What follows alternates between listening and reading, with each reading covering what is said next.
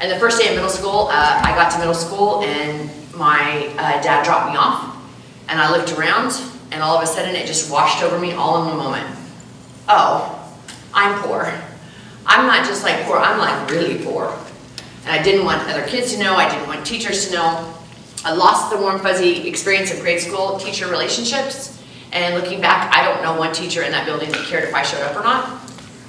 So the second day of middle school, my dad's taking me to school and I look at him and I'm like, hey, do you think you can drop me off a couple blocks away? Because my parents had this car, and I still don't know who does this, but every single piece of metal on that car was a different color. And it smoked and it made loud noises and it looked like a Blues Brothers car. But I didn't care. I didn't want anybody to see me get dropped off in that car again. So I lost that connection of teachers and those relationships. I really started struggling socially with girls from across town. And so, I made up my mind that my number one job when I got to school was to keep teachers from teaching. So literally, I would go into class and I'd watch the clock and I'd see how long I could keep a teacher off task before starting the lesson plan. With girls in the building, I realized that if I started fighting, I could buy space. So it did not take very long before I became that kid in the building. Spent a lot of time with the vice principal. He actually was a pretty nice guy. And I had a permanent chair in his office. 13 years old, my grandma helped me get a job waiting tables at a sirloin stockade. So, and I was big stuff. And I figured out with the manager, he wouldn't say anything if I came to work and picked up shifts for other girls and didn't clock in. So I started working a lot of hours under the table. I saved my money. I started looking at newspapers. I started asking adults questions. And at 15 years old, I moved out of my family's home and rented my first trailer house in a small hidden ghetto in McPherson, Kansas. So, in my mind, like I got it all together, right? High school comes and I'm just getting better at being that kid. 16th birthday comes and I called high school and I'm like, guess what? I'm quitting. And they said, good. You guys, in my mind, I was gonna go out into the world and take all of my brilliance and find a house like I saw girls having on the other side of town. Right before I turned 16, I fell in love with someone that was 3 years older than me and fresh out of prison, and we left state. So, of course, I didn't find a house like girls had on the other side of town. I found survival. It was always about the lights and the rent and the gas for a car if there was a car, working crazy hours at low-wage jobs. Food was always on the bottom of the list. My soon-to-be husband and I started partying, and pretty soon partying turned into addictions, and addictions turned into a 13-year-long marriage of incredible abuse. My grandma gave me a strong faith concept from the time I was really little, and I always carried that with me through all of this adversity, but I had a really hard time wrapping my head around divorce. I did leave that marriage and go back, I don't know how many times. Probably between 75 and 100. Leave, go back, leave, go back. At 29 years old, I finally felt like I had permission from God and the courage to actually leave and stay gone. And so at 29 years old, homeless, no car, high school dropout, no job, no money, family broken, I'm pregnant with my first baby. Here comes this perfect little person. I just remember thinking, I gotta do something different than what was done for me. So I enrolled in college full-time, I went back to work full-time, and my new baby cried full-time. And I had never even touched an infant before I had my own. Like I had never physically had my hands on an infant before I took my baby home. So I was out in the middle of nowhere in a trailer house in Durham, Kansas, and every single day, I would just watch the clock and I'd be like, is it time to go to work? Is it time to go to school? Because I didn't know what to do with this baby. Fast forward, almost a decade later, 2 more failed relationships and 2 little boys later, I was still in college trying to get a 4-year degree. I was back in McPherson, Kansas.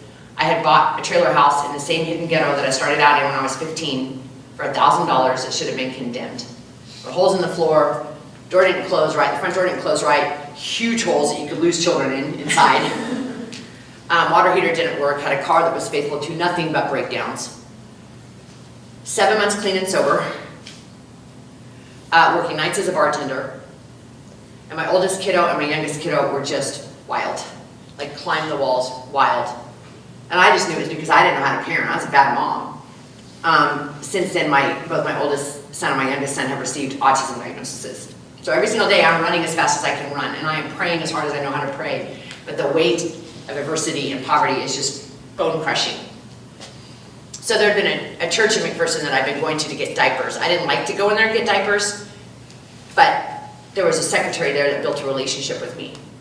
And every time I'd walk in the building, she'd light up, she'd stop what she was doing, she'd learn my name, she'd learn my kids' names. And one day I was in there and I was telling her, Lynette, you have no idea how much these diapers mean to me and my kids. And I promise that when I get through school and get my kids to a better place, we're gonna come here and give back so that other moms can have this.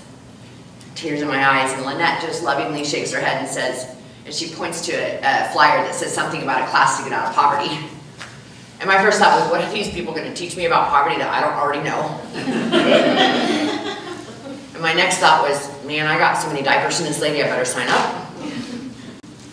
The only night of the week that I was free was on a Thursday night, and the idea was that I would bring my children and come to this process that was full of both families in poverty and middle class people, and we would have a family style meal, which sounded absolutely horrifying. Because I knew my story. I knew I had 3 kids by 3 different dads. I knew we lived in a trailer house that should have been condemned, and I knew that my kids I didn't know how to take them in public. I didn't take my kids to McDonald's, I didn't take my kids to Walmart, because I didn't know how to navigate with them. But out of this debt, I felt like I owed this secretary. I showed up that first night and I prayed, and we opened the door to this gymnasium, and there's probably 50 people inside, and these women come over and they just scoop up my kids. And they acted like they weren't running amok. And then they told me and some other moms, come on, come this way. And they took us into a room and they sat us down and they said, look, here's the deal. We see families struggling in McPherson County, and we believe the root cause of it is poverty, and we want to solve it. And we need people like you who are living it to tell us how to do it. So instantly they disarmed me and they empowered me. And looking back, I think those words right there probably changed my life.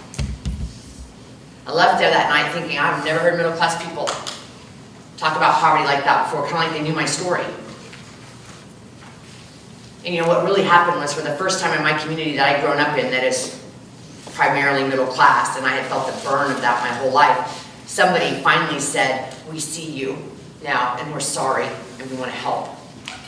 I got my kids and I got my broken down car out in the church parking lot, 3 little boys in the back, and I just started talking out loud to God. And I had so much hope that I really felt like I was floating, and I was like, God, I think you finally brought us somewhere that we're going to get out of poverty. And the crazy thing about that is, I look back on it, from the time I was 13 years old until I clocked in at when I clocked in at my first job, up until the time that I was age 37, I thought I was getting out of poverty the whole time. Which I promise, if you'd have looked at my life, that's not what you'd have thought was happening. But in my mind, that's what I was doing. And so, you know, I spent the next 18 weeks going through the getting ahead process and having all of these paradigms shifting for me, realizing, holy smokes, generationally poor people and generationally middle class people, we don't even speak the same language. It's no wonder we're bumping up against each other and coming away hurt and frustrated. And I recognized that I was an expert at putting out fires in my life, but I didn't know anything about fire prevention. And more importantly, I didn't have any friends that knew about fire prevention.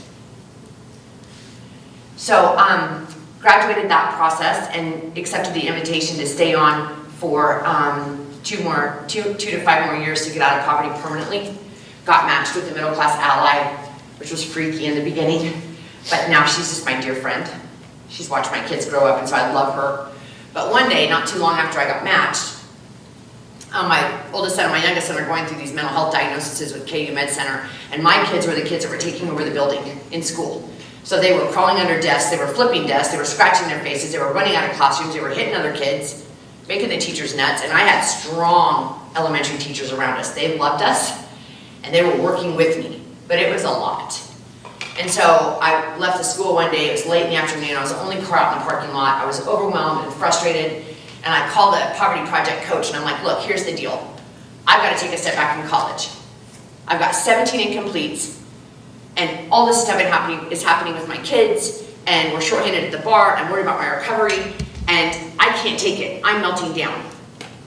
And she said, absolutely not, Rebecca, you're gonna go work something out with your professors, because if you do take a step back from college, this is never gonna stop happening to you. I was like, she doesn't get it, this is hard. But with her help and the help of my ally, I was able to go in and talk to my professors and clean up 17 incompletes at college that semester, and I was the first person in my family to walk the stage with a 4-year degree. Right after that happened, she left that position, and I prayed, and I went in and I applied for the coach's position, the Circles Project, and they hired me because nobody else applied. God has a real funny way of doing that, because they were probably really terrified, I think. And then, so from 2011 to 2017, I got to be a part of building the largest and most successful circle site in the country, getting more people completely out of poverty, including myself, my kids, and my mom, than any other project had done. Right after I got that job, though, Circles projects are not faith-based, but they're often housed in churches. And the pastor that housed our project, she calls me and she says, Rebecca, we want to hire you to be our outreach coordinator. So all of a sudden, I was the lady with the diaper ministry, and the benevolent fund, and the food pantry. So the first day I go to Walmart to buy these diapers, I was pretty overwhelmed, because I'm totally aware that my turning point happened with this diaper lady. So I go to Walmart, and it's just me and God and my story in Walmart, and I've got this shopping cart packed so full of diapers that when I'm pushing the cart, they're falling off the front. And when I get up to the checkout line, I've got tears streaming down my face, and I'm putting these diapers back on, and the checkout lady looks at me and she goes, how many kids do you have? At some point, teachers became interested in me in my own community, and then a company called SDAC found me, and I started going into school systems and doing consulting around poverty, and then I got acquainted with the trauma-informed movement. And so in January of 2017, SDAC approached me and said, hey, Rebecca, what would you do if we made you the director over 10 of our learning centers in the state of Kansas? So I said, I don't know, I need to pray about that. And I called it back on Monday, and I was like, are you guys going to let me solve poverty out of those learning centers? And they said, well, that's kind of what we hoped you would say. And so in February 1 of 2017, I left Circles in McPherson County, went to work for SDAC full-time. Deborah and I had already built an incredible friendship, and we really felt like God laid it on our heart to be in multiple counties, reaching parents and helping to heal both the middle class and families in poverty with this powerful, powerful work. What you guys need to know about me and my story is that I didn't have a drinking problem, I had a stopping problem. Every time I'd stop drinking, I'd go straight to the hospital with DTs. In 2010, I cycled in and out of hospitals. I was physically addicted to alcohol. I drank a half gallon of 100 proof vodka every day. And you wouldn't know. I went to school, I went to work. I was physically addicted until 2010 is when it all started to come crashing down on me. And so, but what you guys need to know as a parent is that in 2006, in a crummy little trailer in Canton, Kansas, October 2006, I started to get down on my hands and knees every single night and beg God. God, make me a good mom. Make me a good mom. Make me a good mom. Make me a good mom. Don't let me take my kids before I get this figured out. And then regardless of what shape I was in, I never missed a night. From October 2006 until January 4th of 2011. That's when he finally answered that prayer and lifted that off of me all in one moment. And one of the things I remind our faith-based community that Jesus says, it's not the well who need a doctor, but the sick. And there are many Rebeccas in our communities that love their kids but are crushed under the weight of adversity, that need relationships to build resilience so that they can get the lives that they deserve, and we can have the neighborhoods and communities that we all want.